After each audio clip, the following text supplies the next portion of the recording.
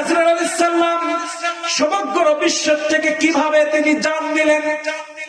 আমার নবী মুহাম্মদুর রাসূলুল্লাহ সাল্লাল্লাহু আলাইহি ওয়াসাল্লাম উদাহরণ দিয়েছেন, তুমি একটা প্লেটের মধ্যে বিয়ে করে যারা, এটা উদাহরণ দিলে বেশি বোঝা যায়।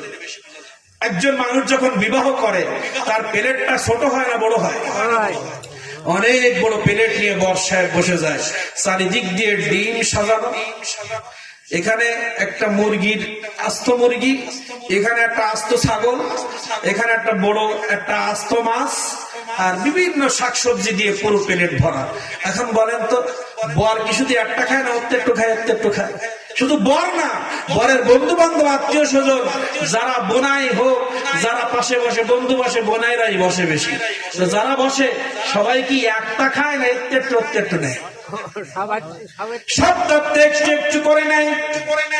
আমার নবী মুহাম্মদুর রাসূলুল্লাহ সাল্লাল্লাহু আলাইহি ওয়াসাল্লাম ঘোষণা দিলেন, বান্দা শোনো, উম্মত শোনো, জিবরাইল আলাইহিস সালাম যখন জমিনে নামেন, জমিনে নামার পরে ওই বড়ের প্লেটের মতো এমন একটি তার পাখাগুলো সমগ্র বাংলাদেশে এমন ভাবে ছেয়ে দেয়, ছেয়ে দেওয়ার পরে তার কাছে যে যে লিস্ট গুলো আসে, গুনাহগার কাটে, আজকে কে মারা যাবে, আমেরিকায় কে মারা যাবে, ঢাকায় কে মারা যাবে, লঞ্চ ডুবে কয়জন মরবে, গাড়ি অ্যাক্সিডেন্টে কয়জন মরবে, প্রত্যেক মৃত্যুর তালিকা যখন আজরাইল আলাইহিস সালামকে দেওয়া হয়, আজরাইল আলাইহিস সালাম প্রতিদিন ওই লিস্ট নিয়ে জমিনের মধ্যে চলে আসেন।